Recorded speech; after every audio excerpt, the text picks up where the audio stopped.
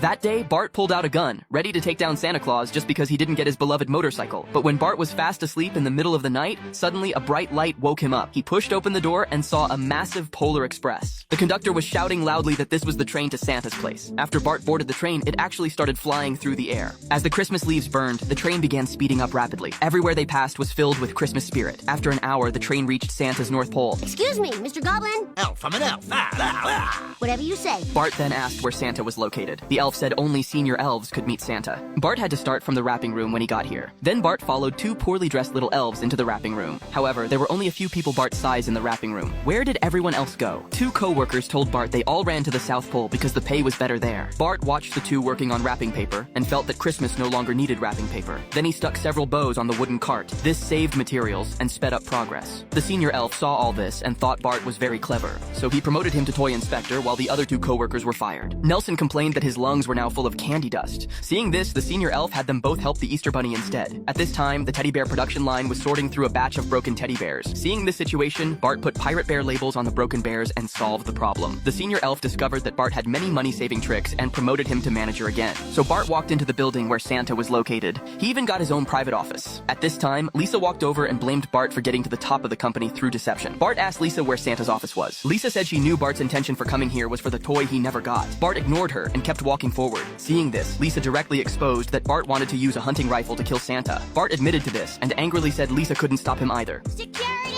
Two snowman guards heard the commotion and rushed over. Bart calmly turned up the temperature and the snowman guards melted into puddles of ice water. Now Lisa couldn't stop Bart either.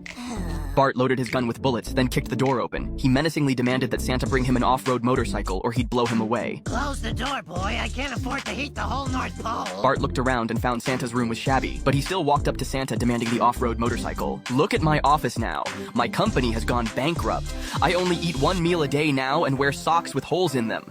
After hearing Santa's words, Bart felt he was too pitiful. Santa said he was so hungry he had to cook and eat the reindeer. Oh, you win. Santa gave him a Christmas stick, said a few comforting words, and sent Bart away. However, what no one expected was that as soon as Bart left, Santa immediately transformed his luxurious office back. Dozens of beautiful women walked in from next door to dress Santa, and he resumed his extravagant lifestyle. At this time, the train Bart was on was being chased by Clancy. Seeing this, the conductor abandoned the train and fled.